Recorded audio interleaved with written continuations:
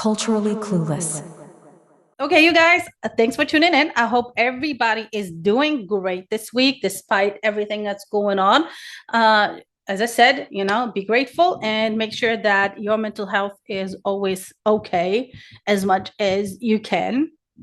Mine is definitely out there for the. Anyway, that's not even important. Let's not go there. So, I want to start with a little bit of comedy, or I'm just wondering about something because this is going to be a heavy episode. I have a guest actually. So I thought I'm going to start with something light, which is absolutely insane. So there was these two girls from America. They wanted to take a trip to Europe, to Nice to be precise. And probably you guys saw that video. These two girls ended up on a flight to Tunis, Tunisia. They were a little bit confused. At the end of the day, they had fun with it. And I always wondered, I had so many times I had this conversation, what happens if you actually board the wrong flight? And for me, it could have never happened because I thought everybody is aware, everybody double checks, triple checks, like whether the person at the check-in counter or yourself or the gate or you see stuff. I mean, I don't know how this could ever happen. And sometimes, because of everything that's going on, I even doubt if this is real. What do you guys think? You guys think that actually happened? You guys think it was like a joke, a nice distraction? Or do you think this actually really went down the way they said it went down? They booked the wrong flight. I mean, you are going to France? Is that where this is going? Just go for that. Go. Oh my god, Brittany. Let's go. Do you have luggage? Yes. What do we do? Wait, where's Tunisia? We were supposed to go to Nice. We told the guy Nice. Nice. We told them Nice. Yes, later. After this flight. It's gonna go to Nice? You change the plane later. In Tunis. We're gonna have to go change it in Tunis. Okay, we'll just go to Tunis. Tunisia. We told the guy we're going to Nice, and he thought we were going to Tunis. I don't know. You guys tell me. All right, let's get a little bit more serious. I want to talk about Charlie Kirk. I'm sorry, but I'm not sorry. I feel very indifferent about it. Because I don't have any type of, there is nothing for me that interests me about this guy. His opinions were absolutely insane. He didn't like empathy. He said empathy is made up. Okay, well, that he was pro Second Amendment, that you can defend yourself. I get that as well, and people. This whole Second Amendment thing is, I'm not an American. I don't live in America, but I feel, unfortunately, it still affects everything that goes down in America. For those who don't know, still affects everybody outside. So if you want to complain as an American, why we outsiders talk about the stuff, even the internal stuff that's going on, yes, it affects us too, because eventually a lot of it comes over to where we are. So yeah. So with that said, some of his vile statements were absolutely crazy. In recent times, he was questioning Israel a lot, and all I have to say is who did it and who didn't do it. So I'm so glad you brought this up, and I would second that, Megan. I think I have a bulletproof resume showing my defense of Israel, both on campus, on social media, to great, let's just say mockery and scorn at times, because I believe it, right? I believe in the scriptural land rights given to Israel. I believe in fulfillment of prophecy. And again, I'm not a theologian, but I'm a Christian. My life was changed in Israel. The spiritual energy is so amazing there. I want them to win. I've said that repeatedly. You guys, I don't know if I can believe that story. I don't know why somebody from a whole different so-called country, and by the way, I don't see it as a country. I'm talking about the occupation, of course. Why would you book yourself primetime spots on US TV to talk about this? What is it got to do with you? Why are you inserting yourself? Why are you from over there insist on having primetime moments on a different country's TV? If you guys, if that doesn't tell you anything, I don't know. And I'm not meaning just that they are responsible for it. There is a way bigger thing to it. Let me know in the comments if you know what I mean. If not, I'll definitely tell you in the next episode, because I have to speed through some stuff a little bit today because I have a guest and we had a very long conversation, and it's an amazing conversation. She is amazing. She is definitely worth every second to watch and listen, and inshallah she will come back because we could not, of course, cover everything. You guys know me. I asked too many questions, and there's too much information, and I want you guys to have all of this information. And there is nothing better to bring that information than people who are literally living this. Okay, so we're gonna get to that in a sec. I just wanted to touch on Charlie very briefly. We can talk about it next week some more. There's another important person that was also taken out of this world by force, and I'm gonna be honest, I feel more for this person because this person happens to live in a country that's been also taken over by funded terrorists, I want to say. Her name is Qisma Ali Omar. She is a Sudanese woman. She was a farmer's woman. She was displaced within the situation that's been happening in Sudan over the past 2.5 years now. And she was tortured by a guy from the Rapid Support Forces that are funded by the UAE, as well as other entities. Okay. She was hung at a tree and she was tortured because she was accused of working together and collaborating with the Sudanese army, Sudanese armed forces, also short SAF. And this is why she was tortured, and she was hung from a tree. And this video footage surfaced, we can show it here, is too graphic, posted by our RSF member. There are 12 million people in Sudan who faced and could be facing sexual violence and torture. And now the latest thing that the RSF are doing is parading this footage online. Sound familiar, right? You guys know who else does that, right? There's another group of sickos out there who commit a lot of atrocities, and then they parade their video footage online, right? So you guys, I need you to speak up about these things. I need you guys to inform yourself about these things. I need you guys to look into these things, actively train your algorithm, okay? Because we're obviously completely under attack on social media. We're attacked as journalists. We're attacked as human beings, as anybody. We are attacked because we're being very censored here. Okay. And since we're being very censored, the least we can do is try and train our algorithm. Go and look actively for Sudanese videos or Sudanese, events on the ground, or any of this, right? Any of this, whether it's Sudanese, Haitian, Congolese, anything. Okay. So with that said, let's get straight to the guest of today. I hope you guys are going to enjoy this as much as I did. Of course, see the way that I'm talking. It was pre-recorded. I'm recording this after. But you get to watch this here first. Anyways, so with that said, let's get straight into it. And today's guest is none other than Leila Hatoum, a Lebanese reporter who has a lot to offer and a very interesting journey. So hope you guys enjoy it.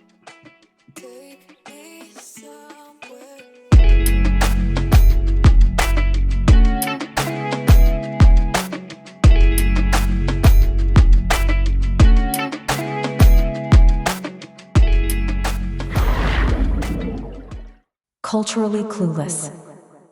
Behind me is Mount Hermon, where the Israelis have occupied most of it from the Syrian side, and they have started to establish permanent posts over there that overlook the Lebanese south and Bekaa areas.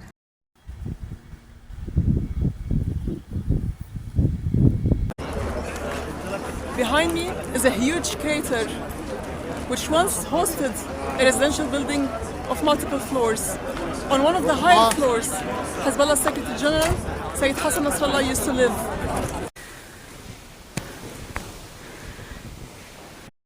هالي بسموها سيلفي والمطلة خلفي. احنا بكفركلة اليوم 18 شباط 2025. ضيعة شبه كامل مدمرة. So the first time I ever went to Simon Sham'un al-Safa shrine, or Peter the Rock, it was back in 2007, actually 2006, following the Israeli aggression on Lebanon at the time. I joined UNIFIL in 2007, and I was stationed in the western sector of South Lebanon here. So I had the time to come to Shama anytime. I was based in Nakura at the time. And after that, I did not go back to this place until the year 2014. It was beautiful with 4 golden domes and a large, huge clearing. This place is over 2,000 years old, nearly 2,000 years old. So here we have it. There is my guest. She goes by the name of Leila Hatoum. She is a Lebanese journalist. She is absolutely seasoned. Okay. She's been around the block a few times, so to say. And Leila, thanks for having some or making some time to be here with us today and talk to us. It's a pleasure and it's an honor as well. And I've not only been around the block, but the square and the triangle as well. If you want to add a circle, there's a circle too.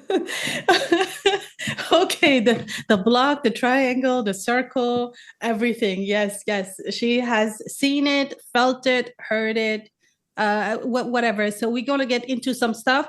And I hope you guys enjoy this one a lot because I'm actually very excited about this. And we have some topics to get to. And, like time is always little. So let's get straight to it. So Leila, Bob from Australia, your fellow Lebanese. Defend his behavior, please. As a fellow Lebanese, defend him. Wait, is he Lebanese? He doesn't want me to defend him because he doesn't consider himself Lebanese, right? He would punch me in the face if I try to defend him as a Lebanese. Like he's like, I'm not Lebanese, right? But I can't imitate his accent. Their accent, like though cute, but it's too hard to imitate. I'm sorry. This guy considers himself local. To a certain degree, if he spends 5 more years, he will be Aboriginal, right? But his family has been, like in all due fairness, his family has been there for over a century. So he considers that his parents, his grandparents have been there. So he must belong to the land. I do understand this kind of allegiance, but I also understand one thing that people don't talk about much, and that's the level of racism in Australia to a degree that they were at one point fighting with Lebanese and basically other immigrants at one point in time. So he must have had it hard growing up. I might assume that because he is very tense when it comes to his, like him defending himself as being Australian, not Lebanese. Back in 2006, I was interviewed by an Australian radio, and they were asking me about the fights that were happening between Lebanese and other immigrants on the ground. And they were focusing on the fact that Lebanese are troublemakers, but they're not. So people need to understand the background for him to be this angry. But at the same time, no matter what, you shouldn't be running from your ethnicity. You should be proud to be what you call a Levantine person, because that's where the whole civilization started from. Like the Middle East, especially Eastern Mediterranean and the Arab countries. Absolutely, absolutely. Well, you know what? I don't know if you know about it, but some people, they take these weird clips and you know how they make memes and everything, but there's people who actually turn this into music. So Bob is literally becoming the hottest Lebanese rapper. We're going to play the video here, you guys. I know you enjoyed the clips a lot because last week on the episode, we played the clip of him getting actually mad and the people enjoyed it. So they said in the comments. So that's why I wanted to bring this up. And since I have a Lebanese person here, I thought I get a statement in defense of Bob, but you can't even do it. As you said, in 5 years, he's going to be an Aborigine. Your grandfather, Karl Ross Qatar, was born in the Qadisha Valley in Lebanon. Oh, mate, don't say that, because that irritates me, and I punch blokes in the mouth for saying that. Don't you dare say that. My family have been in this country for 140 years. Don't say it. So and if you say anything like that, I have, on many occasions, punched blokes in the mouth, right? So I'm restraining myself today. Don't say it. Don't say it. No, don't say that, because, no, listen, just, look, don't say that. Don't say that. Don't say So, okay, let's talk about some more serious stuff. There is actually a big event that occurred this week, and that is the attack on Qatar by Israel to take out Hamas. I wonder how many people really know that the fact that Hamas is in Qatar is actually on the demand of the West, because they wanted Hamas to be there so that they can have somewhere where they can actually talk to them. So how do you feel this event actually influenced the region and what's going on in the region?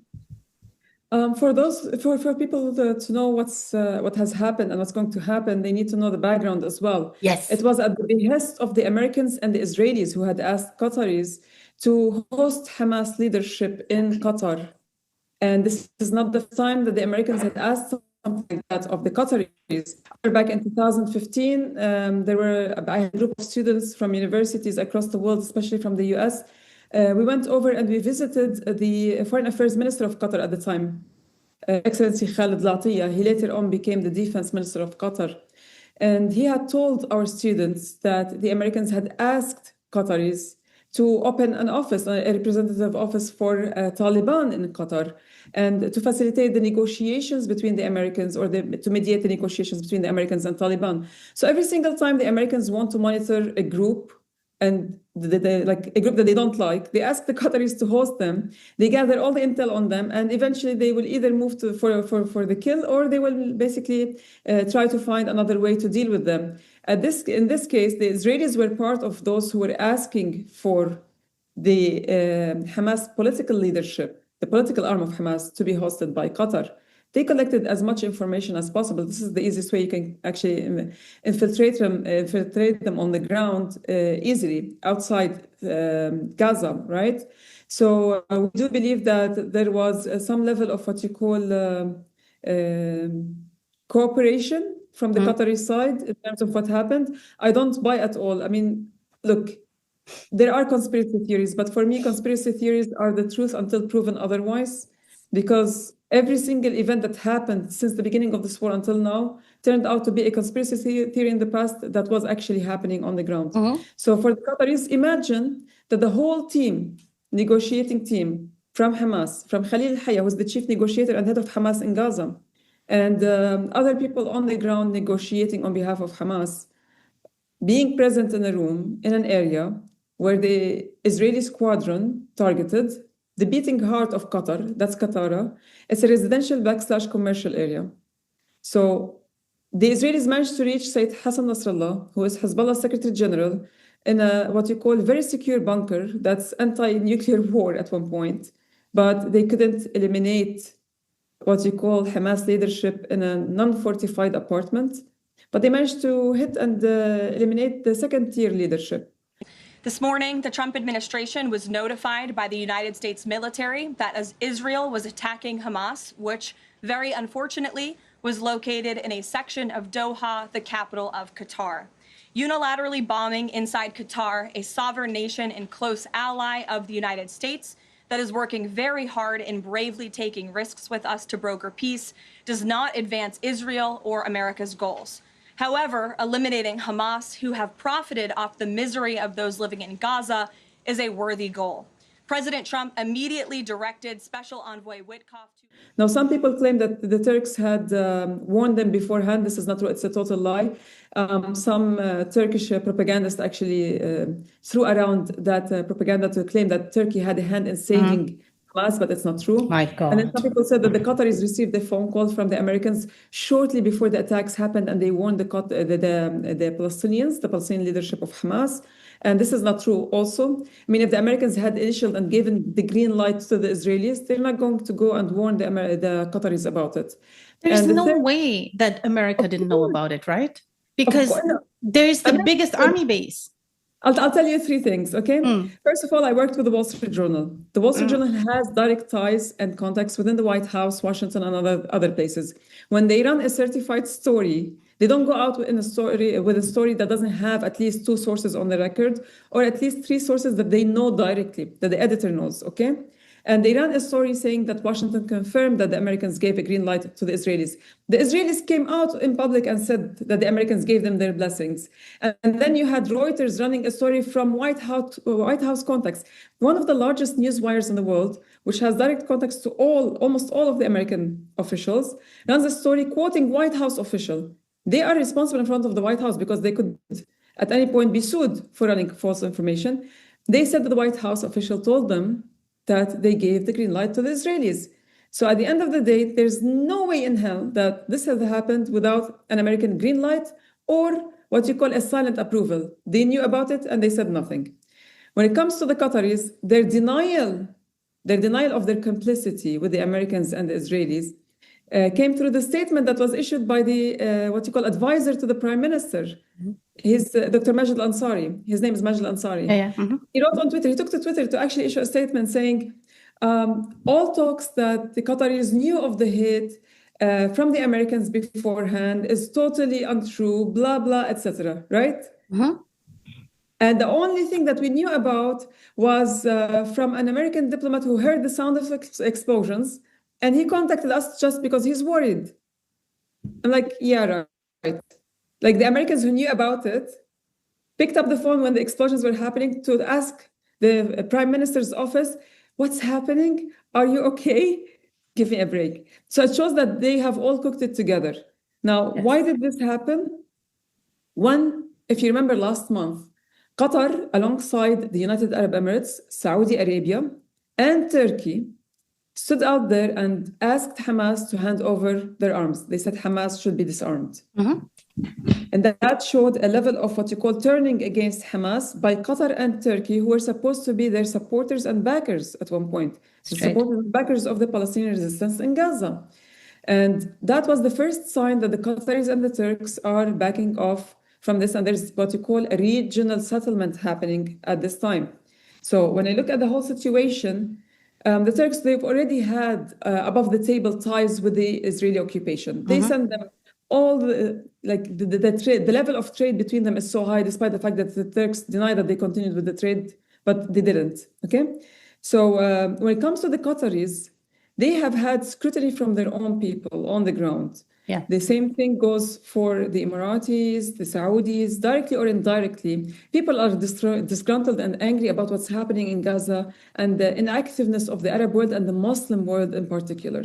Because the Palestinian cause is not only Christian, so it's not only Muslim, but it's also Christian and the humane cause. There are lots of Palestinian Christians. So this is people that, like, this is something that the Israelis don't want the world to know. In Gaza alone, there were about 1,500 to 2,000 Christian Palestinians that belong to the oldest, one of the oldest, what you call Christian communities in the world, with the third oldest church in the world that got bombed by the Israelis recently, and even from the beginning of the war. Let me ask you this.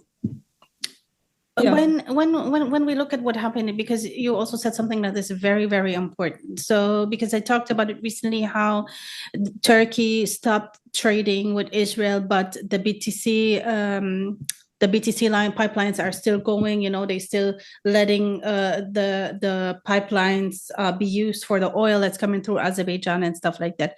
What is all of this about? All these lies and countries to look a certain way in public, but on the other hand, there's something completely different going on. And in the end, we find out anyway.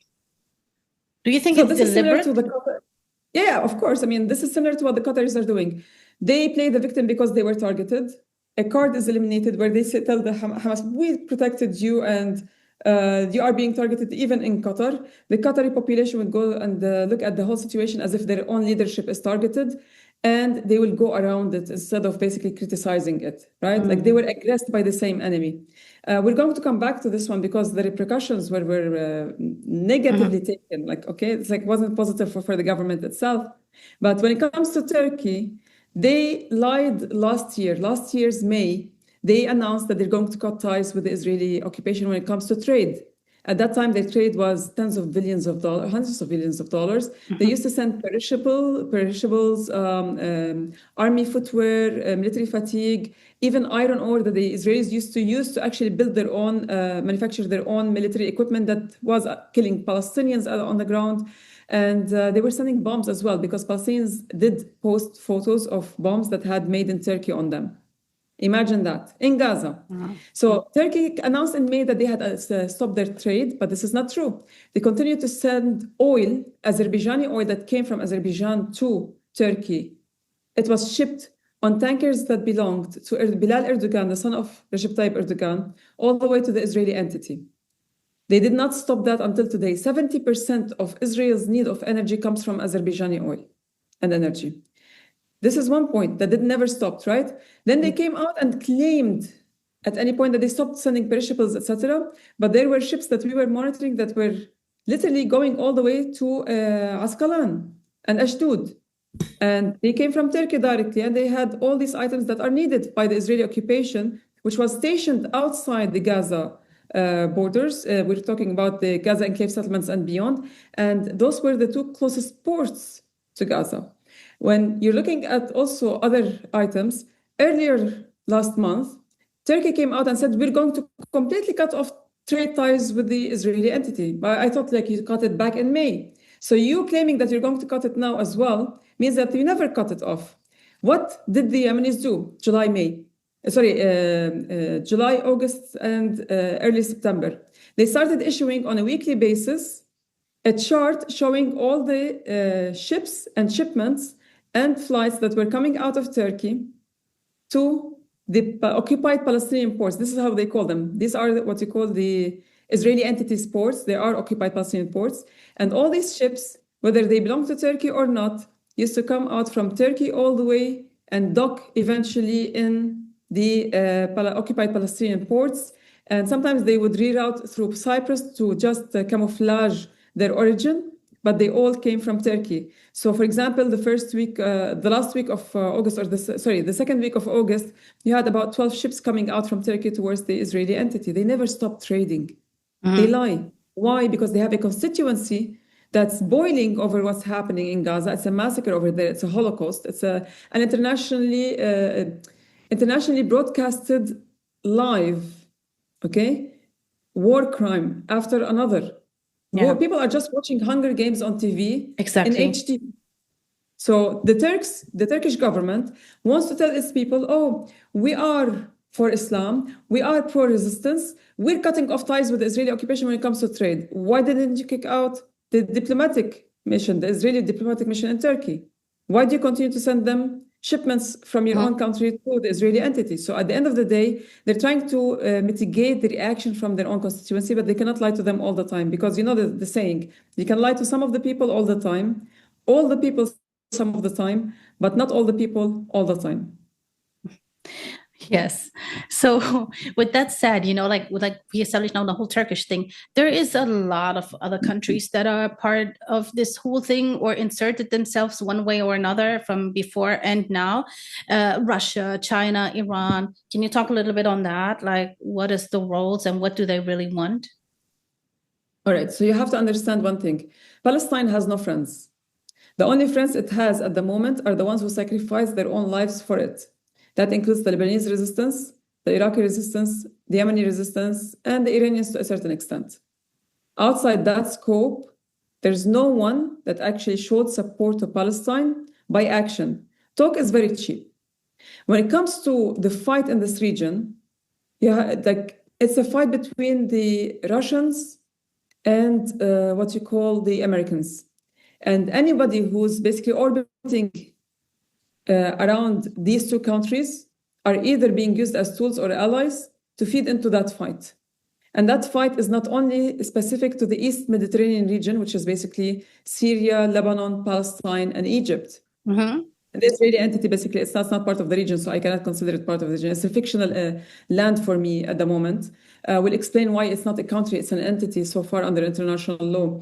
But that fight between the Russians and the Americans translates on the ground with the fights that we're seeing over here, and the Israelis are taking advantage of it to further their own agenda of their further expansionary agenda on the ground to create greater Israel. So the Russians had what you call a military base in Syria. That's Eastern Mediterranean region. The Americans never had a base in the Eastern Mediterranean region, and you cannot consider the Israeli entity as what you call a base for the Americans, because they don't listen to the Americans all the time. Sometimes they force the Americans to do what they want. So the Americans, for them to take over this region, which is rich in natural gas, that's offshore natural gas, they need to have a military base over here. The British base in Cyprus is not going to serve them well. And the Russian base in the Eastern Mediterranean is threatening their control of the region. For those who don't understand what I'm talking about, go back to what Jeffrey Feltman told the Congress back in May 2019, when he said that the US needs, or basically Washington needs, to control the energy resources in the Eastern Mediterranean. Otherwise, Moscow will beat Washington to it. That's in 2019. And they were preparing for this war since then. And then you hear about the trade corridor from India to Europe, passing through the Eastern Mediterranean, through the port of Haifa and through Egypt. And then you hear about the energy pipelines project, the American project to extend what you call energy pipelines from the GCC nations through the Eastern Mediterranean, mainly through Egypt and the Israeli entity to Cyprus, all the way to Greece. And then you hear about the Russian energy pipelines that go from east to west, passing through the Eastern Mediterranean at one point, and passing through Azerbaijan, Armenia, and Turkey, all the way to Central Europe. And this is why we saw Azerbaijan and Armenia fighting together. All this fight that's happening over the trade routes from east to west or from west to east and the energy pipelines is because of the fight that we see between the Americans and the Russians. And the Chinese are just not watching, but they're working underground. They supply weapons to all warring sides, and whoever wins, they become the friends who get all what you call the contracts. The Chinese run the port of Haifa through a Chinese company.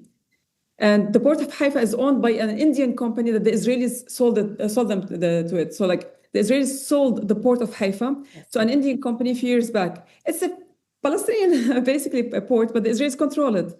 They sold it to the Indians, who gave the contract to run it to the Chinese. So the Chinese have a vested interest in this region in terms of trade.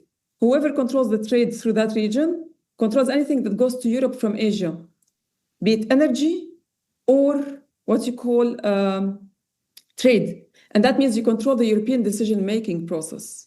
You control Europe by its finances. And the other fight that we're seeing translating on the ground is the Russian, American, Chinese fight in Africa. And that's why you see lots of European states have their wings clipped in Africa, especially France. If you saw over the past 2 years, the French ambassador is being kicked out from African nations, African nations declaring that they are nationalizing their gold industry, among other things, Burkina Faso, Chad, Mali, Senegal, Congo, etc. The Americans trying to create a coup in Congo at one point, and they were exposed for that. So all of these fights are, like you see, it's not localized. It's the fight between the big nations, and it translates on the ground using the tools on the ground. These nations are tools in the hands of the bigger nations that are fighting among each other to control energy resources that feed into Europe, or primary resources that feed into Europe, or what you call trade resources feeding into Europe. At the end of the day, if you control all of that, you control the collective European decision-making. And this is very important for the Americans and the Europeans, and that's why they're fighting. That's why we're seeing the Russians supporting the Israelis on the ground. They refused to help Syria, which was their long-term ally at one point, against the Israeli attacks on Syria. They refused to have a part in what you call the fight to support the Palestinians, and they completely moved their base from the Syrian territories all the way to Libya on the other side of the Mediterranean. So it's lots of news for you, but at the end of the day, what we're seeing over here, the Chinese are not friends to the Palestinians. They woke up after 2 years saying, oh, we need to have stability. No, this stability they're calling for, it's because it feeds into their best interests of having straight trade through the Eastern Mediterranean to Europe. They want that stability because they need to start to, like what you call initiate or launch that trade to corridor and the Silk Road, among other things. And the Russians, they're not going to interfere in anything that has to do with the Israeli interest unless they're supporting that. The Americans are completely supporting Israel over whatever it does. And the Arab world and the Muslim world and the international Christian world who claim all this, what you call like, they care for human life and they are humane and humanitarian, whatever it is, they're lying. They're either cowards or they don't care because simply they have been told throughout. All three things. Okay, so I think you answered a lot of the coming question, but because there is this thing, right, where a lot of people say, no, that's good, because it just gives me a chance to ask different questions. So a lot of people, right, they have this whole attitude. That's why when you said they because lying is one thing. That's what governments do. That's what politicians do. That's what influencers and journalists, unfortunately, are paid to do these days. So, but there is this also I don't care attitude that people have. And this is because the biggest argument for that I hear, I don't have a dog in this race. And that's something that infuriates me because I feel every single person living on this planet has a dog in this race. They just don't realize it. So how does this whole situation in the Middle East impact the rest of the globe, and why do other people or other ethnicities, why should they care? Where should I begin? The Qataris claimed they don't have a direct, what you call, dog in the race, say or hand in this race. Like it's not going to reach their shorelines, and the Qataris got bombed for it, right? Yes, they were hosting what you call the Hamas political leadership in Doha, the Qatari capital, but that was at the request of the Americans and the Israelis. So they thought they were supposedly not going to be hit. But then again, that hit is believed to be what you call orchestrated. Exactly. So at the end of the day, for me, I don't care what the nearby countries think. I care what the European and the American communities think, because those are the ones that can actually stop the Israeli entity, not our people, sadly. When it comes to the Europeans and the Americans, the taxpayers' money goes to feed the Israelis, to support the healthcare, the international, like basically we call universal healthcare for the Israelis, education of the Israelis, and all the weapons that the Israelis use to kill Palestinians, kill Lebanese, kill Yemenis, kill Iraqis, and kill basically, you name it, whoever they want to kill, they will kill him, using those weapons that are funded by the taxpayers from Europe and the US. Europe is passing through what you call a very bad economic situation, and it will correspond to further negative impact on the ground going forward. More wars will happen that the Europeans will be funding at the expense of their own people, much like in the US. In the US, people have to work 2 to 3 jobs to make ends meet. They don't have proper healthcare. If they, at any point, you have millions of people on the ground who are what you call homeless, and then you have the worst social security type of system. The education system is falling apart, and at the end of the day, the US is going into recession, according to lots of economists. For those who don't know my background, I also worked in macroeconomy. I covered financial policies of governments for 15 years. And I was stationed in the GCC. I was covering the whole MENASA region, Middle East, North Africa, and Southeast Asia, to some of the largest newswires in the world. Told you guys, she's been around the block. Yeah, but like, so when it comes to finances, the US economy is actually limping at the moment and heading towards recession. And that's not because of just basically the ups and downs of any economy or anything else.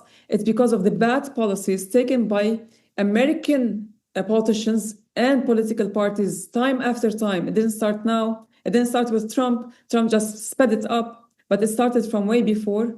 All of them, all the money, all the support, and all the bad decisions are being made in favor of the Israeli entity.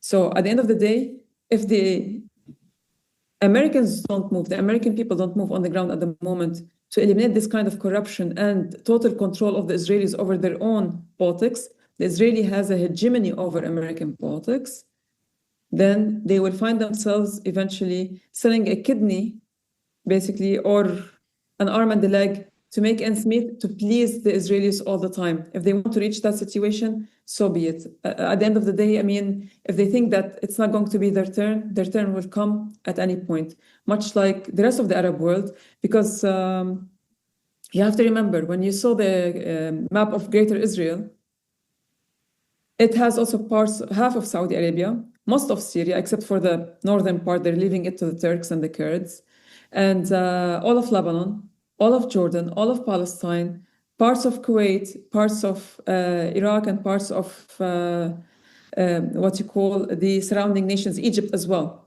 So all of Sinai and parts of Egypt from the other side. So their turn will come. You think that the Israelis are going to stop over there? Their turn will come. When it comes to the international community, technology, the Israelis steal, cheat, and take over anybody who had invented new technology or researching new technology. They actually use the American hegemony to fail any company that could compete with them, and they take over. And now they will be the ones who would threaten you by hacking your phones, blasting them, blasting any pages that any nurse across the world has, just like we saw basically in Lebanon. You never know. They will be spying on you in your homes, in your wherever you are. If you have smartphones or smart devices on you, you will never be safe from this monstrous entity. Absolutely crazy, absolutely insane. And I've been saying this to people, but people still feel like, okay, it has nothing to do with me. And they don't understand that most of the evil caused in this world is by the same group of people. Now, let's go back a little bit into history because there is a very uncomfortable topic that is argued so much over, and instead of like reuniting, we keep dividing different, with different communities, which is a big shame because it's exactly what they want, and we're literally helping them by doing this. So that racism is everywhere in the world, and the most group that receives racism blatantly is obviously Black people, and there was an Arab slave trade in the past. There is anti-Blackness in the Arab community. Let's talk about the Arab trade first, and then come to the anti-Blackness that still exists to this day. What can you tell us, maybe in like very short, about the Arab slave trade? There's something that people need to know. Almost all of the old civilizations had slave trade, and the slaves were not only Black.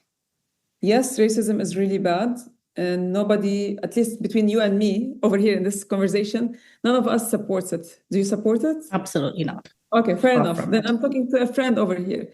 So I'm against against people who actually claim that they have a higher rank over somebody because of their color, faith, or the way they look like. And when it comes to slave trade, Arabs, when people say Arabs, it's because of the Zionist propaganda throughout. You directly think Muslim. But Arabs were there before Islam. So as an older civilization, they did, and as Bedouins, they used to have raids on other tribes, and they used to take slaves from them. So it wasn't only what you call Black slaves, but it also meant other people from Arab ethnicity as well.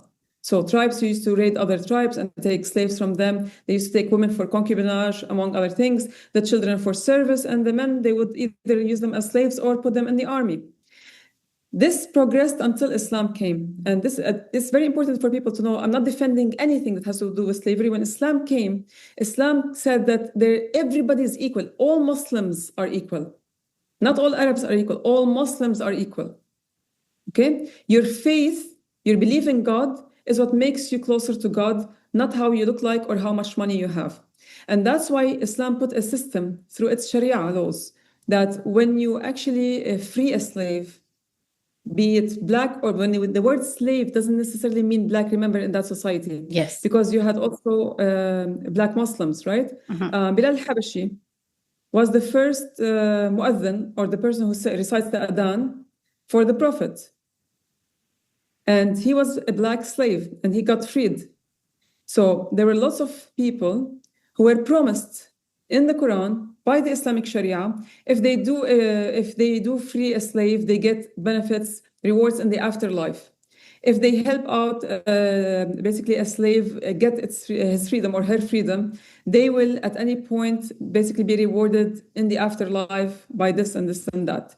So this was an incentive program because slave industry was rampant across that time, not only in the Arab Peninsula, but also across the region. Now, I want to point out something else because everybody speaks about Arab enslavement, right? You know that Arabs took over North Africa.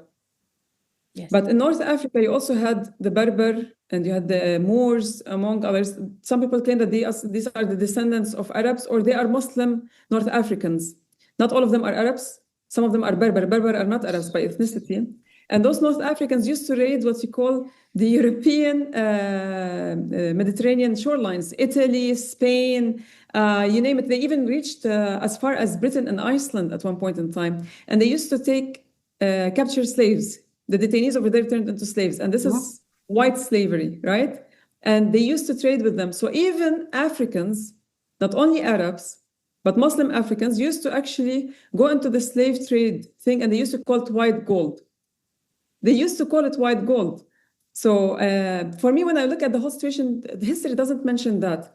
People just focus on a propaganda that Arabs were ruthless and they are racist and they are against, let's say, the Black people, and they used to consider them as slaves. No, The Arabs who were conquistadors at one point, Bedouins who raided one another, who raided other countries for money, and they claimed it was because of Islam, but it's not. When you look at the whole situation, you had Black Muslims raiding white Europeans. You had white Muslims, like basically Arab Muslims, because they're not white, they're Arab ethnicity, their color is Semitic, closer to white, but it's not white, also raiding white Europeans and taking slaves from them. The Berber pirates actually took lots of slaves from Europe, and it reached up to about 1.2 million European slaves. That's massive, but nobody talks about that. Everybody talks about the transatlantic slave route, right? And then again, you had Black people in Africa and North Africa raiding one another and then selling their own, be it to the Arabs, be it to the Europeans, or across the Atlantic as well. So when you look at the whole situation, we cannot single out Arabs, and we cannot say that they are the source of all evil, and we cannot say at any point that they only enslaved Black people. In fact, Arabs after Islam started considering Black Muslims as equal, and if they're free, you cannot even think about anything but him as an equal or her as an equal. Some of them reached as high as the rulers. At one point, the ruler of Egypt, he was a Black slave, Kafur. And Abu Tayyib al-Mutanabbi, who was a white Arab, not white, but whitish Semitic color poet, he actually did a whole, poem that he was dissing Kafur, not because he's Black, but because he wanted money from him and Kafur wouldn't give him. So he dissed him based on color, but Kafur was the ruler of Egypt. Kafur was a Muslim ruler of Muslim Egypt, which had the Arabs and Africans under his wing. So look at that. Racism, they wouldn't have allowed it. We had the first Arabic ruler, as a Black person, versus the US, which had waited for 2-3 centuries before they reached that position. Come on, give me a break. Okay, well, I mean, we cannot deny there is a lot of anti-Blackness still going on in the Arab community. Sometimes, I worked with an organization where African maids were brought over to the Middle East, certain countries, and they were totally mistreated. They were tortured, and sometimes they were even killed. I'll give you an example. Lebanon, for example. I can speak about my country, right? I was a reporter for the Daily Star newspaper back between 2002, 2001, and 2006, end of 2006. And we did cover social issues, including basically the issues of housemates. This is what they call them, house helps. We didn't call them housemates. We called them house helps in the article. Yes. And, some of them were subject to really demeaning treatment, but not all of them were Black. Some of them were Filipinos, right?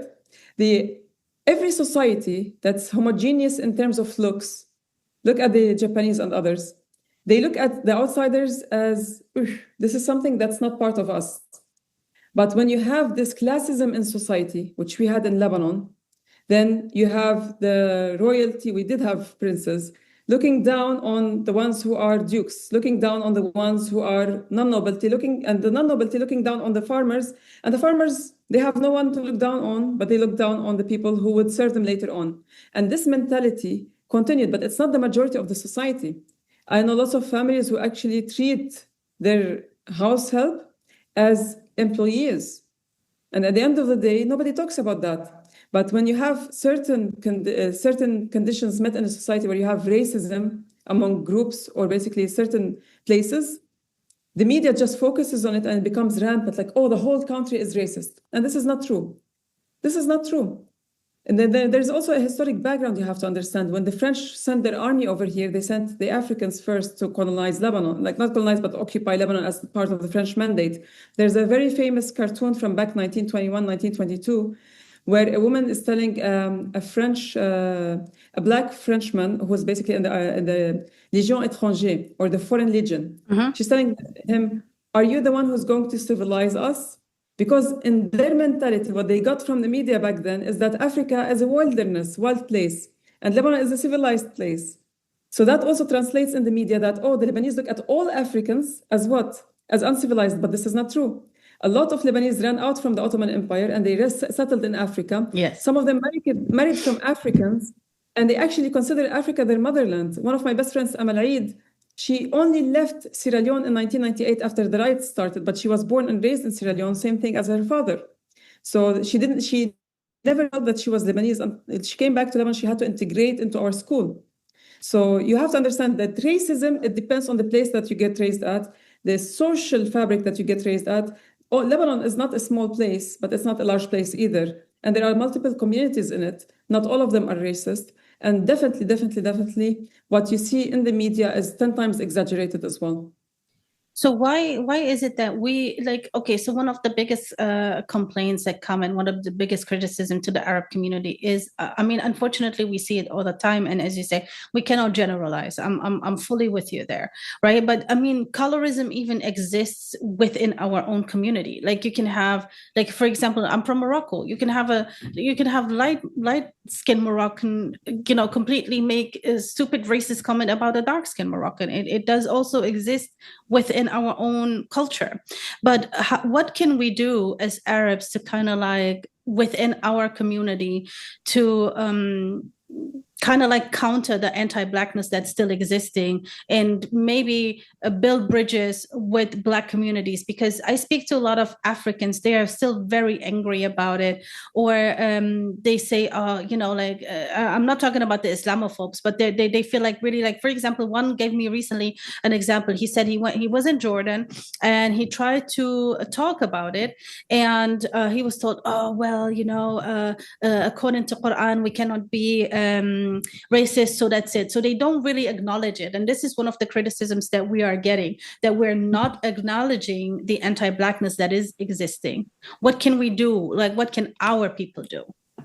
Well, we can actually start through media, and if the media doesn't want to cover it because it's not a sexy story, the wealthy ones, the educated and cultured ones, they can buy advertorial pages and then run it in the media. Time by time, people will start getting the awareness. They can create awareness campaigns through schools. It starts with the educational system from the beginning. If the children are raised as equal, there's no difference between us, then this is where you can actually make a difference, not with the older generation that has already been accustomed to this kind of habit. You need to start with the younger generations. So the education system, the education ministries need to start working on that, and the parents as well. But I also have to point out one thing. Remember, this is all a caste system. So the caste system is always when you have an occupier who's strong, who comes, most of them, they came from Europe. Look at what the British did to India, to a certain extent that people would go under laser treatment to whiten their skin to look like the people who actually oppressed them. Yes. Because they look at the oppressor as the stronger, and I want to be stronger. So it becomes not part of your genes, but part of your mentality that you pass on to your children and your grandchildren, among others. For me, for example, I had one of the most beautiful women I've ever met was a lady called Lara from South Sudan. I met her in Dubai when I was working in Dubai. And she was the darkest person you can ever meet, but she looked like a dark Barbie. Like, not the Barbie, like, okay, forget the body. Her body was amazing, but her face was so gorgeous, mashallah, that wherever she went, she turned heads. So the whole idea is that if you embrace your color, you can impose yourself. No matter how you carry yourself, because some people carry themselves down, even among the white people in societies, and even among the Arabs as well. If you carry yourself down, you allow people to actually put you down. But if you actually face them, you can actually stop them. And that's where the adults' role come in. When it comes to changing the society's mentality, we need to start with the younger generation, because that's the only generation you can actually use to change things in the future. I'm a very realistic person. I can't tell you that we can force adults to actually change their role. No, we have to act the part to be able to change things on the ground. If there are racist people, you can never change them because they have grown accustomed to it. You start with their children at school, no matter what. And this is where you see everybody's equal. We all bleed red at the end of the day. I haven't heard anybody who had a green blood or a blue blood. They call it blue blood because of novelty, but if you actually cut them off, they all bleed the same color. This is unfortunately, you know, like another topic. Unfortunately, pretty people, right, or beautiful people, or whatever, handsome people, they always have it easier in life, no matter what skin color they are. It depends on the situation. Like, I wore lipstick today just basically to feel, not to feel beautiful, but so people can actually listen to what I have to say, because people look at a good-looking face and they feel relaxed. This is the natural thing that you first learn when you go into media. I studied law. I have a master's degree in international law, emphasis on humanitarian laws. But I started working in the media sector since I was in university, okay, since I was studying. And the first thing that they tell you is, look presentable so people can look at you and they can hear you. So you have to look presentable. That's 100%. nature. That's a human nature. It's not the fault of someone if they're basically born not good looking, but it's how you carry yourself. And again, I'll give you an example. Golda Meir, the Israeli prime minister, was the ugliest person you can ever see in the world. She was ugly. Like, even her people say that she was ugly, okay? But when she spoke, she carried such a manner that it was demanding. She imposed herself, okay? There are certain people who are not good looking, but the character forces itself in a society, and people would listen to it. So it's the way, again, you carry yourself, not how you look. You can look beautiful, then you start speaking and people will just leave. Oh, 100%. And that's why I always say, okay, beauty can open the door, but personality keeps the door open. True. I agree with you on that. Yeah. I'm going to make this quick and important video because I don't have much time for editing, so I'm going to speak straight from the heart. This is about the UNGA resolution prospect on uniting for peace to get a military intervention to stop the Gaza genocide. You're about to be conned by the UNGA, and I want to explain this because not everyone has the experience that I've had at the UNGA. I used to lobby for resolutions at the General Assembly and have spoken to diplomats in 95% of countries in the world and have been in the room when these things are happening. So I want to tell you how it works so you know the mechanics and why you're about to be conned. So yes, you just spoke on it. You have studied international law and you studied oh my gosh, and now I lost the word. What else you study? Humanity? I studied international law, emphasis on humanitarian laws, and I never thought I would ever use it. And then word started, like, I guess I was lucky or unlucky to live in a region that's this turbulent, but I do see some luck over here because I was at the right place during the right times to cover certain things that gave me perspective into what's going to come later. So, okay, but you're a real nerd. Like, you studied even more. You studied Sharia. Well, the thing is, when you study law in Lebanon, the first 4 years you study Lebanese laws and comparative laws. And then in my master's degree, you actually go for 2 years studying international law, and that's your LLM, which is basically what you call the master's degree, emphasis on humanitarian laws. So the 4 years when you're studying Lebanese laws, you have to study Sharia law and non-Muhammadi laws as well. So basically the laws that correspond to Christians and basically non-Muslims, basically Jewish Sharia. Why? Because we have something called spiritual courts in Lebanon. So when two people, let's say two Muslims from the same sect, get divorced, they don't go to a civil court, they go to a spiritual court. As a lawyer, I'm not a lawyer, but I studied law in preparation to be a lawyer, but I refused to go into law. I prefer to go into journalism. So as a lawyer, if I had basically gone into law and I'm representing one of them, I need to understand the laws that correspond to their divorce, to the inheritance, how much the mother takes, how much the grandmother takes, how much you see, you have to understand Sharia law, you have to study it. And when it comes to other matters, for example, murder cases, no, not murder cases. What other cases? Like divorce. If you divorce according to Islamic Sharia, you get 1, 2, 3, 4. If you divorce according to civil law, if you have a civil marriage outside, then basically it's a different law. And then when you get married, let's say if you're two Christians married on a Christian way, then basically the canon laws apply to you. Like that's the laws of the church. So you go to Christian spiritual courts. So at the end of the day, you have to study all of that. The controversial GHF aid sites in Gaza, dubbed death traps by humanitarians, are being guarded by a US biker gang with a record of anti-Muslim hate. Infidels Motorcycle Club, a US biker gang, was founded by US Iraq War veterans in 2006. They take their name from Infidels Motorcycle Club, English translation of an Arabic word that I think probably isn't used that much by Muslims. The word is kafir, to refer to an unbeliever or a non-Muslim. But where I was going to is, like there is this whole thing, and especially like this weekend in the UK, I feel like UK is on the brink of a civil war almost, like there's so many right wing and about uniting Britain, but all they did is showcase their blatant Islamophobia. Now, when we hear them talk and, like how the media and everybody else with their talking point influences, especially the people who don't know nothing, right? They're always, oh my God, the caliphate is coming, Sharia law is taking over. And no matter how much you explain to them that Sharia is actually the Arabic word for law, they still don't understand it. Do you? And you want to laugh? Somebody actually commented on this the other day. I wrote basically Sharia means law, and somebody's like, no, Qanun means law. I was like, you do understand that the Arabic language is so rich that every word has 500 synonyms at least. I mean, the lion has 42 names. Exactly. The heart God has 99 names. So. Oh my goodness, it's insane. Like people get scared by this. It's the same principle for Allahu Akbar. Like something happens, and because somebody said Allahu Akbar, that makes them an Arab, that makes them an Islamic radical, a terrorist, everything. It's absolutely amazing, and nobody actually ever asked what does Allahu Akbar mean. But with Sharia, like people in the West are really seeing this as a threat. Can you maybe? Do you understand even like what, as a Lebanese person living in Lebanon, do you even understand why they would understand it as a threat?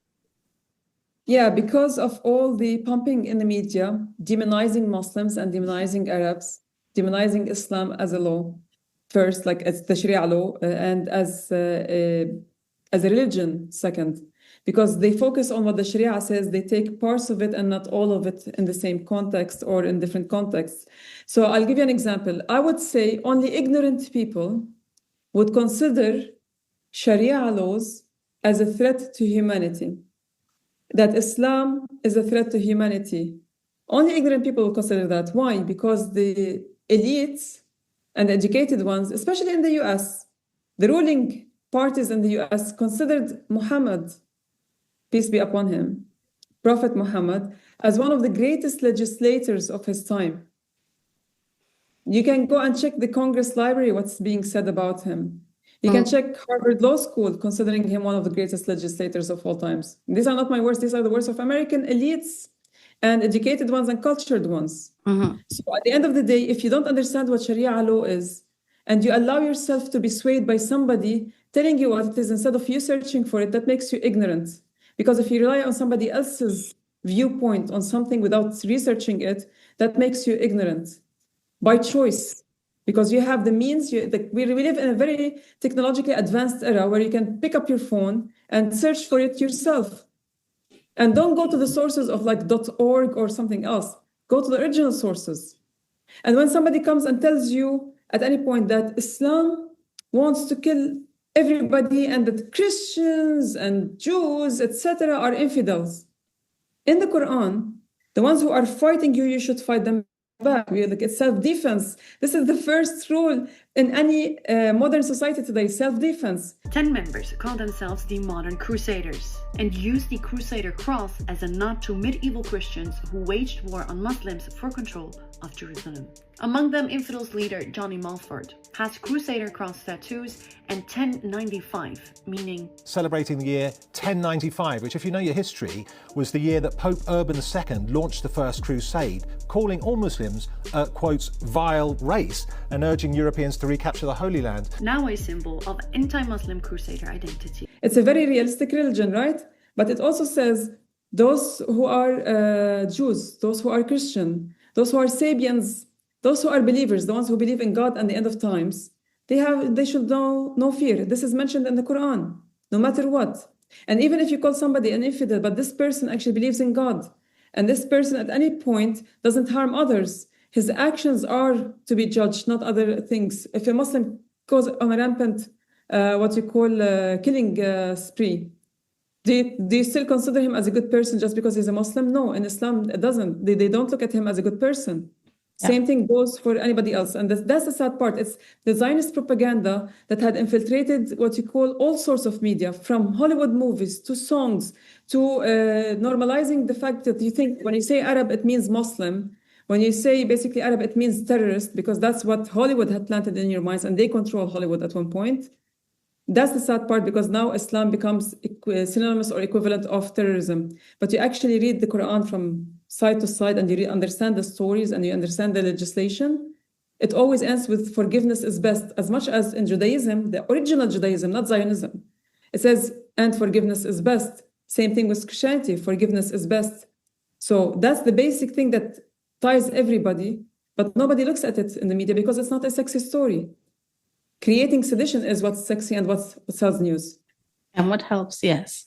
So what is the purpose of international law if it's not being respected whatsoever? I mean, there's a full-blown immunity for Israel. We know that, right? Like they can literally at this point do whatever they want and everybody is complicit, everybody is backing them, everybody is helping them. But what purpose does it serve? Because for me, it was always very clear when you look even at the UN, when you look at so many different things, you know, like these institutions are just there for decoration. Johnny Mulford, a disgraced ex-US Army sergeant for conspiracy to commit bribery, theft and making false statements according to BBC, is now one of the leads of UNGA Solutions, a private contractor providing security at Gaza Humanitarian Foundation site.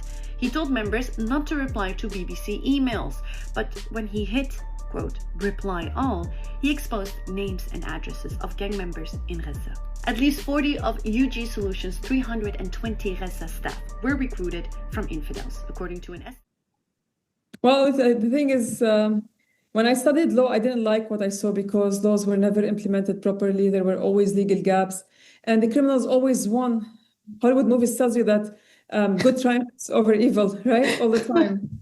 But those laws were put by the occupiers. Those laws were put by those who actually committed crimes. They committed mass massacres, be it in Africa, be it in Asia, be it especially in the Levant and the Middle East. Those people are the colonizers who put these laws to serve them, not to be implemented on them. That's why we heard a massive cry from the Americans when it came to the threat that US could be possibly sued also for its complicity in the crimes that are happening against the Palestinians, be it in Gaza or the West Bank. And you had Europeans saying that these laws don't comply to us.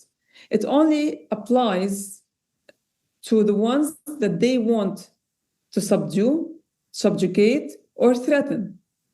Other than that, forget about it. They use you as a tool, then they send you to the trial based on their own, what you call, agenda.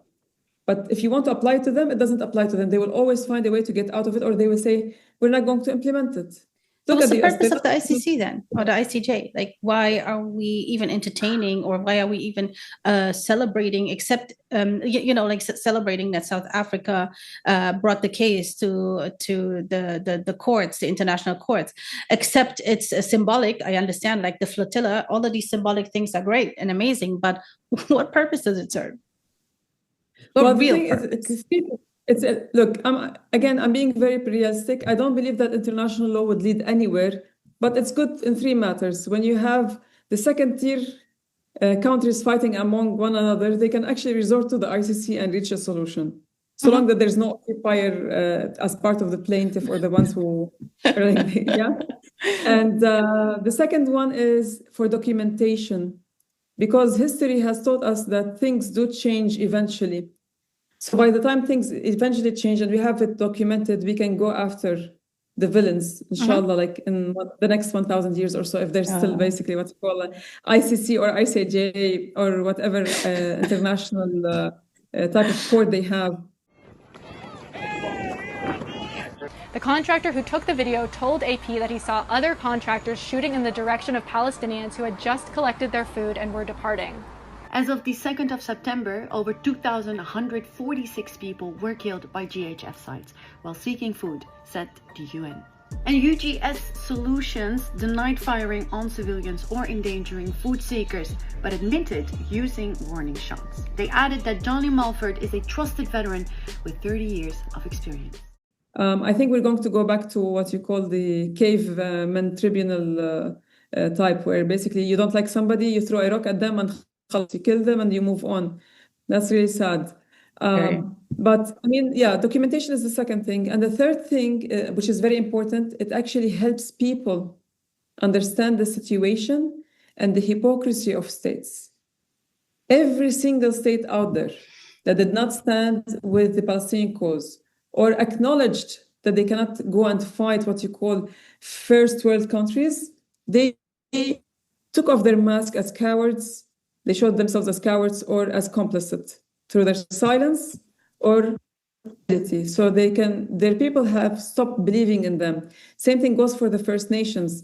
They finally exposed themselves as inhumane. They speak about the rights of women and children. What has UNICEF done for the Palestinians so far? Siphoning money on their back. They literally are taking blood money to pay for their own salaries. They're getting donations from across the world, supposedly to help the Palestinians on the ground. But 70% of the money and the donations that they get goes to their salaries. And then they whatever they send on the ground or whatever they do on the ground is negligent, that is not felt on the ground. So at the end of the day, for me, looking at the whole situation, the international community's elite, the first world countries, who always told us the story about human rights, human laws, humanitarian laws, how humane they are and how advanced they are and how retarded we are in terms of human rights, look at them today. They are all going to the garbage of history. Absolutely. So that's the third thing, exposing these people. Welcome to Gaza's newest restaurant. It's called Nutella. Can you guess what they serve at this restaurant? Look at how gorgeous this place looks. Yeah, that looks like brand new construction. And during what? A genocide? It's almost unbelievable. Here's his page in case you want to look it up for yourself. This is definitely the most interesting genocide I've ever seen. We're going to get to that in a sec, because we do have a lot of Israeli propaganda that's been out there, right? How the kids are not starving, how everybody is an anti-Semite, how, everything. Like, there's no point. We would sit here for like probably 3 years without even a break to list all of the propaganda that's out there. How can we counter or lose this propaganda? What can we do as whatever we are, if we're a nurse, if we're a journalist, if we are a policeman, whatever we are, like everybody? Well, refusing to divert our attentions to side stories, I call them the Roman circus.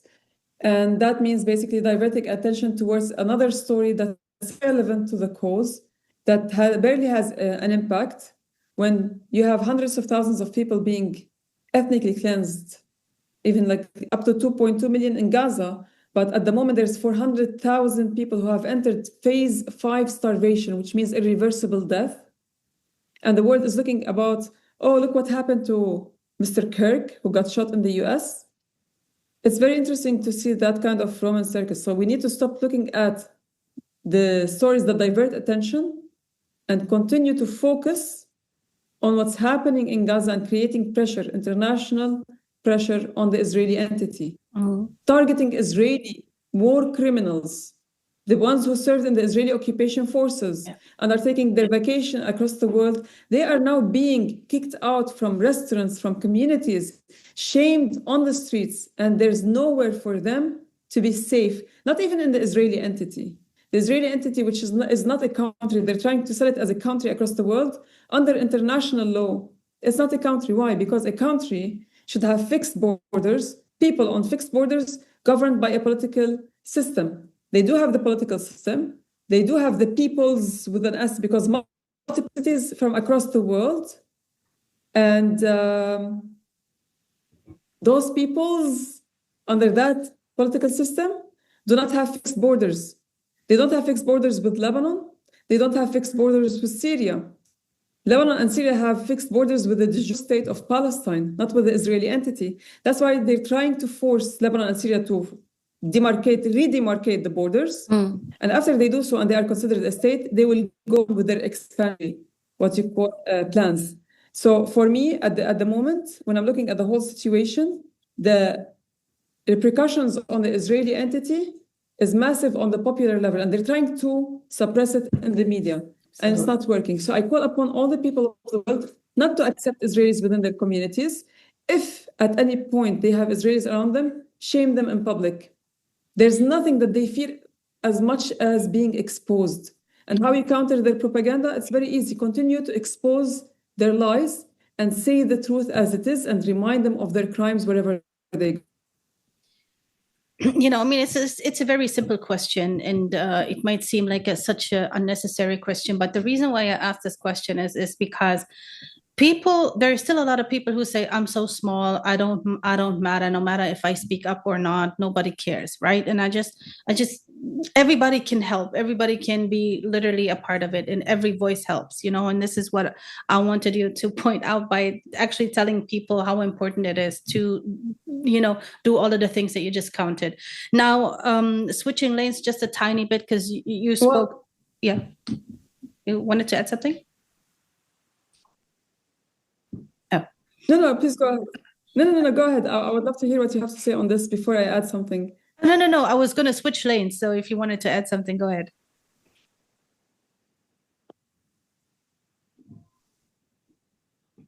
Okay, so it's very important for you to understand that one person can make a difference. In Japan, one person continued to have a one-man rally in Tokyo for Palestine. And then later on, like months later on, they became like 3 or 4 people. Now they're in large bulk. One person can make a difference. That's Lebanon beautiful. had a small resistance. Yeah, Lebanon is a small resistance. We were the glitch in the system that actually showed the world that you can kick out the Israelis from your land. And we did that in the year 2000 from most of South Lebanon. And that wasn't a government. It was a small group of fighters who managed to quell the Israeli entity after a long time. So persistence, even if you have small numbers, it's going to change everything. Islam was the same thing with the Prophet. They were a small number of people who managed to change the world eventually. Beautiful. Do you believe in a free Palestine? Of course. Without any doubt. Perfect. So going to Gaza, right? There is a lot of crazy things going on in Gaza. You know, we know about how they are talking about that Hamas is stealing the aid and whatnot. Now, they actually finally admitted and figured out that there are mercenaries, that there are private contracted people from, you know, former military operates and everything. Now we have the biker gang there. And to me, this is not a new concept. Like I know of this from years ago, that there are biker gangs that are being employed by the military if they need, you know, somebody to do the dirty work, right? How do you, what can you tell us about that?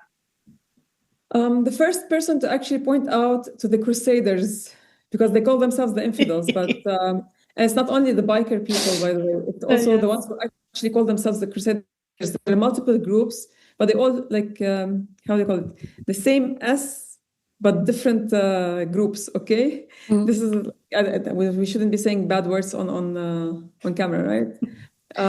So I have to say it this way. The first person to actually bring it up throughout this conflict was our colleague from MENA Uncensored, NY Played. NY Played is pseudonym. I can say, like, okay, it's an alias for a Palestinian American who actually helps us in his free time, dedicates his time to research the truth and to bring awareness to people as well. This is what our team does at MENA Uncensored. We don't run breaking news.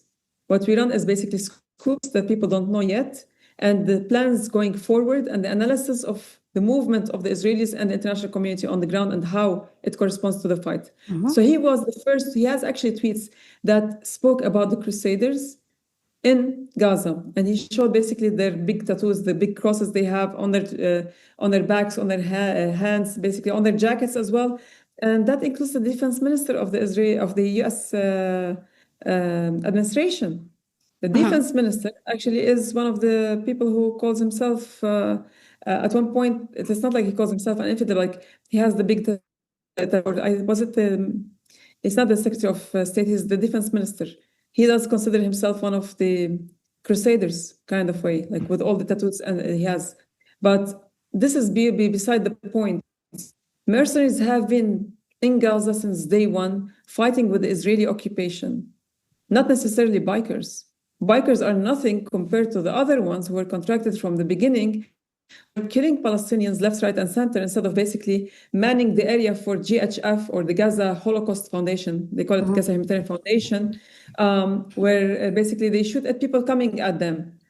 And from the beginning of the war, mercenaries were employed by the Israeli entity, hired from multiple sources, including from Academy, which was originally called Blackwater, the one that was started by Eric Prince. And how did we know that? We had somebody from PIJ, his name is Muhammad. He unfortunately got martyred last year, may his soul rest in peace. From on October 12 and October 11, he told me, Leila, listen, the Israelis are dying to evacuate one person from the battlefield, and then suddenly they leave 10 behind and they don't care about them, those dead bodies. So I was like, were they wearing the same fatigue? Were they wearing different dog tags? And this is how we found out that there were mercenaries on the ground. We came out with the story on October 14th. And then you had El Pais and others coming out with that story. So the Israelis were deploying mercenaries on the ground since day one. Since day one. Yes. And they continued. It just progressed. Now you have them in your face in places that supposedly has humanitarian aid, what you call distribution, but they're not distributing humanitarian aid. They're collecting data, biometrics, when it comes to Palestinians, and killing Palestinians whenever they felt like it. And they call themselves working for humanitarian aid groups. They're not. They were employed by UG Solutions, for example, SRS, Safe Reach Solutions. Those are private military companies, PMCs, and some of them are shell companies for the CIA. SRS, for example, was founded by a CIA veteran. And of course, you cannot leave the CIA. Once you're part of the CIA, you're always part of the CIA. There are at least 7 companies that correspond to GHF that are what you call CIA shell companies. There's one of them is a Mossad shell company. And when you look at the whole situation, all of these people are there to kill Palestinians and collect data, test new weapons, and then do ethnic cleansing on the ground, claiming that they're helping out, but they're not. Absolutely crazy, insane, and wild. I'm speeding through this a little bit because time. I almost feel like we need to bring you back. Like this is you can shoot the whole thing and then divide it into several parts.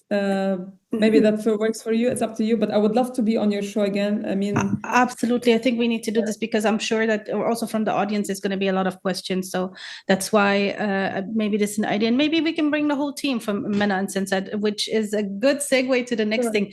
So we talked a little bit about what you studied, and you were in Lebanon, but you're way more than that. You covered finances. You're like basically a little bit of a all-arounder and versatile. That's just up my alleyway because I love versatility and I love versatile people. Tell us a little bit more about your journey. Like you also did, you covered like you did ground journalism as well, right? Yeah. So look, my parents never wanted me to be a journalist. They thought that I was going to graduate, I go into law school, I graduate, and then I go to the Judicial Institute because I had at least one cousin every other year graduating as a judge, right? But I never liked it. I never liked sentencing people over things that they were forced to do at any point. And our laws are Francophone laws, the French laws. So they're set in stone. If somebody steals because they're hungry, they will be sentenced for the minimum. Yes, sometimes you get the chance to be lenient with them. But at the end of the day, I hate sentencing people over things that they are forced to do or because their society forced them into that way.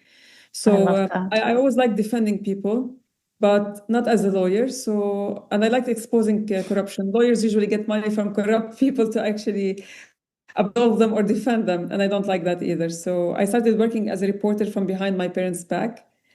And here we are today, 25 years later. I'm still working in journalism. But at the same time, I'm doing what I love without anybody imposing their agenda on me. I started covering star scenes for the Daily Star newspaper. For those who don't understand it, I was covering parties, and it's like not, of course, not disco parties, but the parties and events that were held by ambassadors. No. Like it was like, you know, the upper class, high society, diplomatic kind of parties. And then this is where you get your contact base. You meet all these diplomats and politicians that are invited to these gatherings. And then you start exchanging names and numbers and everything. And eventually you start having the contacts. Then I moved into covering general politics. And that was until the year 2004. And I remember very well that it was the year when the Lebanese diaspora, both in Africa and in Iraq, they faced a lot of problems. And I was wondering, why would the Lebanese not leave and come back to Lebanon? We had a very stable situation. The country was booming. And then I started speaking to our diaspora in Iraq as an investigative reporter. And I learned from them and from our, what you call consul general over there, that the Lebanese cannot return to Lebanon because there's a law that says if you're studying in Iraq, specifically Iraq, because of the war in Iraq and everything that happened, you cannot return to Lebanon and continue your studies from where you stopped. You should repeat from year one. So if you have studied 6 years of medicine to become a doctor and you still have 1 year left, then you come to Lebanon, you have to repeat it from year one. But if you had graduated, they will take you as a as a doctor, right? So the whole idea is what? The point is, lots of families respect what you call, look, my mom just brought me some juice. I'm sorry. It's okay if I drink, like, this is not alcohol or anything. It's orange juice, okay? Oh. Don't tell you. Yeah, I'm still looked after by my mom sometimes when I'm home and she sees me out away from the front lines. So I understood that they wouldn't leave because they respect education. They have what you call invested in their children for so long. They cannot leave until their children finish school, then they bring them back to Lebanon. Be it elementary school or high school or even university, they have to wait until they finish. And they were being kidnapped, killed, etc. by drug agents on the ground. So I had to lobby through Daily Star newspaper, which I worked for them at the time, the Lebanese parliament for it. And eventually they passed a law amendment. Luckily, we managed to save at least 120 families, not 150. 120 families came back. We're talking about no less than 1,000 people in total. Wow. So this is the kind of work I love to do. And then I moved from the Daily Star newspaper in 2006. So that was my last year with the Daily Star. I covered the Israeli aggression on Lebanon. I'm the reporter who asked Sayyid Hassan Nasrallah face-to-face in the conference that happened on 12th July 2006. Don't you think it's an entrapment by the Israelis? Because I narrated certain events that happened along the borders.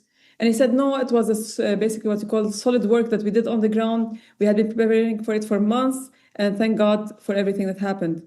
1 week later on, during the height of the Israeli aggression on Lebanon, Sayyid Hassan Nasrallah comes out and he says, we received documents that prove that the Israelis were preparing for this war. So it was entrapment.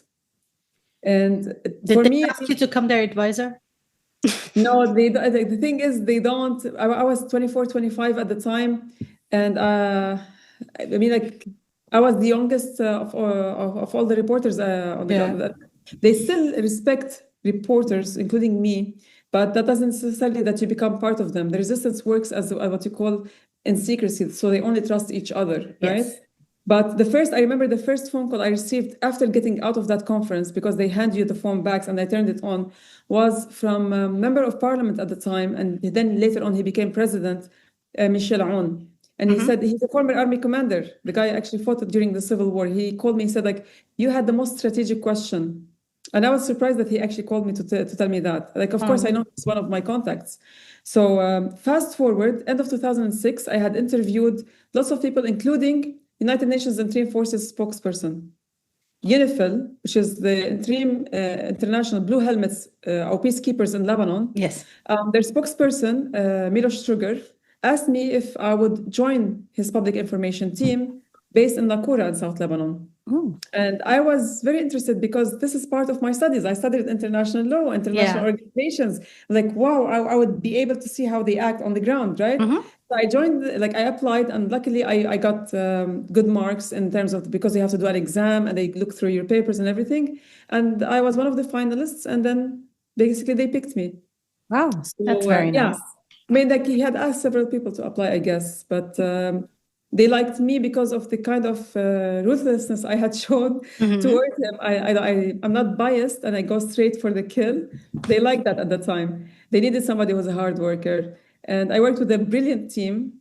And during my tenure, unfortunately, 6 UNIFIL soldiers from the Spanish battalion got killed in an explosion that we all believe that the Israelis were part of.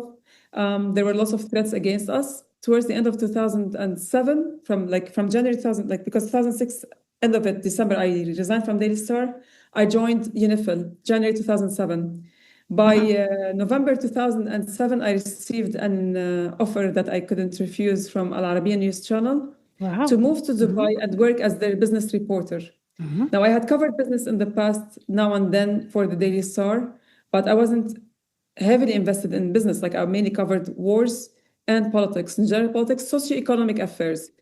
So I agreed because it was a challenge for me. And I went to Dubai and I lived there for 15 years afterwards. I thought I was going to go there for a year or two. I stayed for 15 years, but I stayed with Al Arabiya News Channel for 3 years. I learned how to do, how to film my own videos and interviews, edit them, and then publish them. So I did video journalism with them. I covered economic affairs. I was working 18 hours a day to study all the terminologies that has to do with business.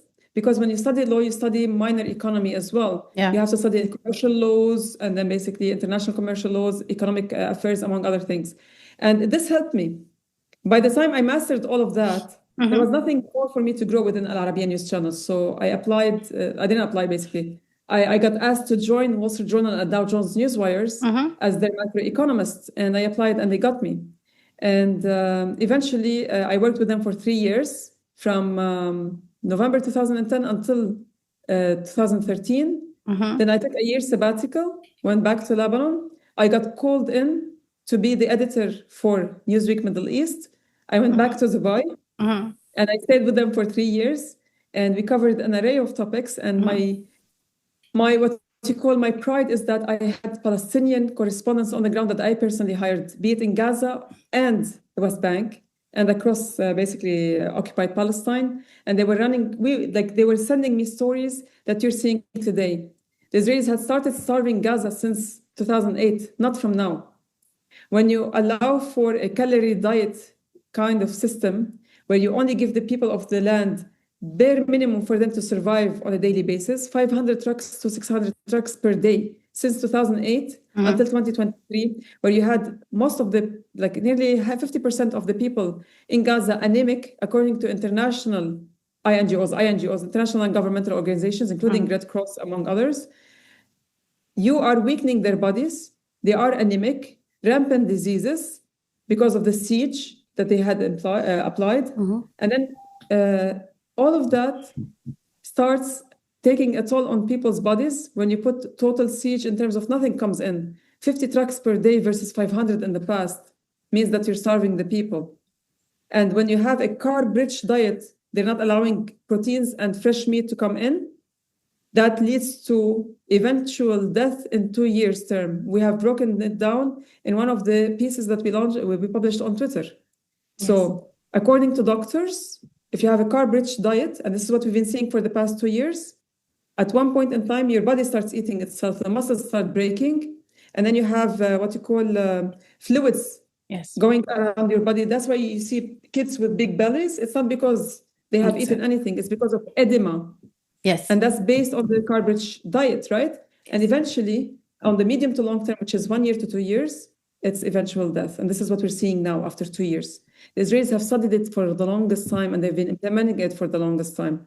So I left Newsweek Middle East in 2018, 2019. I joined basically a friend of mine, and we applied to one of the international organizations. I found out that the Israelis have put a ban on my name because apparently they didn't like what I was publishing between 2016 and 2017. They attacked me in their media. If you Google my name and put Jerusalem Post, for example, you see I'm an anti-Semitic ranting editor of Newsweek. How can I be an anti-Semitic when I'm an Arab / Phoenician, which is Semitic? It's called Bilad al-Sham, the countries of Shem, son of Noah. And that's why you're called Shemitic or Semitic. The word Sam or Semitic comes from the descendants of Sam, son of Noah, or Shem, son of Noah. And this is from Bilad al-Sham, which is the Levant. Exactly. If you consider me Levantine, I'm Semitic. If you consider me Arab, I'm Semitic as well. So no matter what, I cannot be anti myself. I'm not a self-hating Semitic person. But they well, are Polish. congratulations, though, because Yeah. these days, if you're not being called an anti-Semite, you're not doing anything right. So, I mean, I found out that I will never work with international media. I was like, I don't care. I started my own business and I did nearly 3 years or 4 years of what you call lobbying and media policies and media training. I had my own company called Mina Comms. And I worked with bankers across the region, with politicians across the region as well. And then I became the advisor for the Prime Minister of Lebanon. And I stayed with him until 2021, Dr. Hassan Diab. During the Beirut port explosion and following it, during the Beirut port explosion, I was the advisor for the Minister of Information in Lebanon. And then I moved with the Prime Minister following the explosion and the resignation of the cabinet. And after that, war started over here. So I decided that I will go back to covering wars because I did that with the Wall Street Journal. I did, with my contacts, through my contacts, cover the war in Libya, what's happening in Mali at that time, the terrorist attack in Tinguintorin, Ain Aminas in Algeria. That's in 2012, 2013, if you remember. Those terrorist attacks that happened throughout North Africa. So by the time this war started, I had my backpack on my bag. I had 12 kilos of equipment and straight forward to the front. And I was covering it from day one until 6 months. And after 6 months of covering it, we were banned from reaching the front lines by not only the Lebanese army, but also by the resistance fighters who would find you on the ground as a reporter and tell you, like, it's dangerous to be in this place, so you can go to another place, right? But I never stopped covering the war. Since the ceasefire arrangement that happened, or cessation of hostilities that was signed between Lebanon and Israel in November 26th, that came into effect November 27th, 2024, until today, I've minimized my what you call coverage of the front line. I only go there for 3 times a week, and that's it. And the rest of the time I spend it between covering the eastern borders of Lebanon with Syria, because we have lots of threats over there from the terrorist regime that took over under Julani, who was the former head of Al-Qaeda. And we have also lots of problems inside Lebanon because of the Israeli and American pressure. Okay, Leila, we need to bring you back. I can't. You have way too much. This is a lot. I'm sorry. No.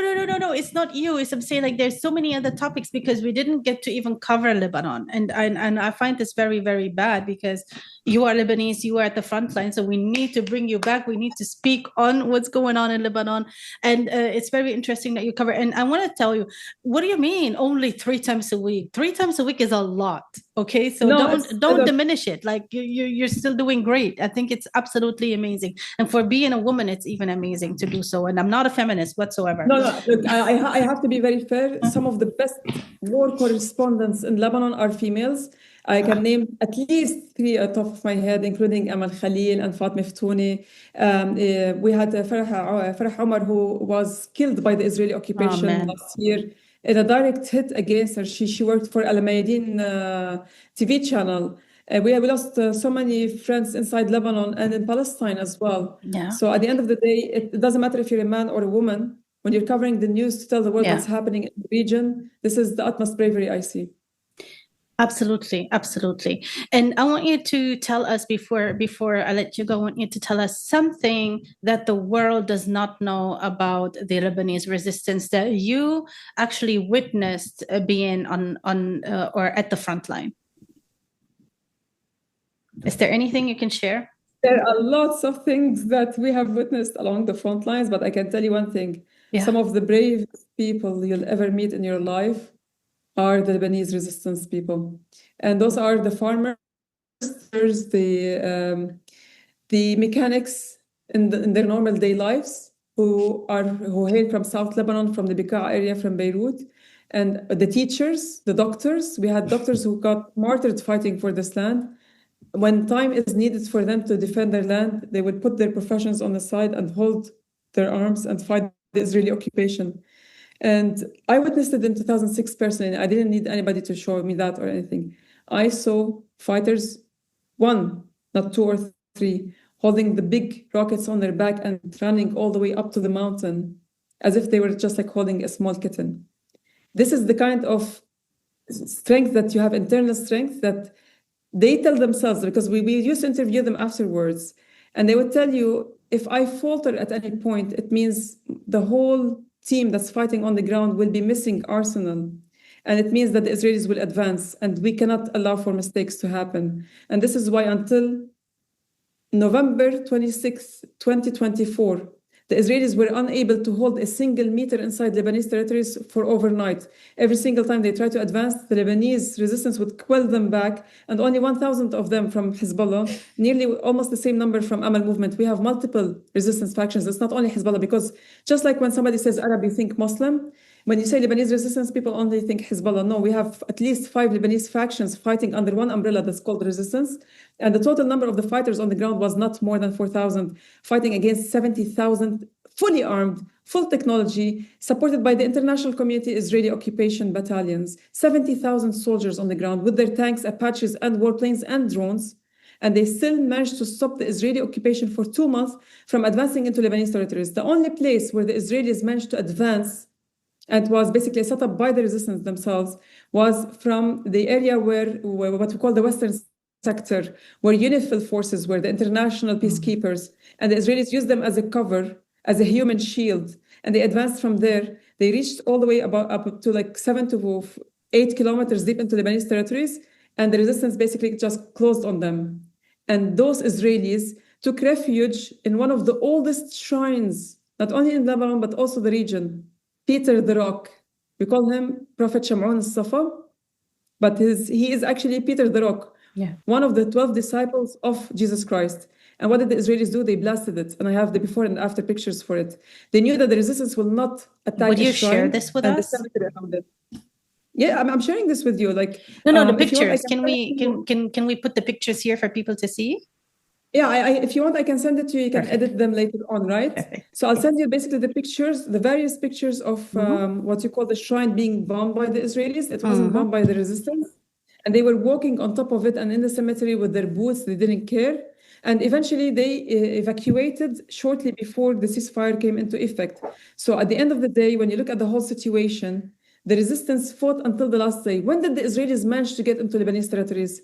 Once the ceasefire or the cessation of hostilities agreement came into effect on November 27th at 4 a.m. in the morning, they moved in with their tanks, they moved in with their soldiers, and now they have 7 military outposts inside Lebanese territories along the frontline villages, and they go in and out every single day, blasting the places, like whatever is left of the homes, and they send their drones to assassinate people. So for me, this kills me, because like you had martyrs who actually defended the land for the longest time, and they banned the Israelis from coming in. Yes. And that enemy managed to get in once we signed that agreement.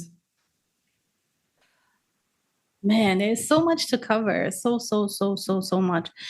Thank you so much for definitely being here. And as I said, you need to come back. And guys, I will have Mena Uncensored, and I will have Leila's social media, so you guys can follow her, see what they share and what they're doing.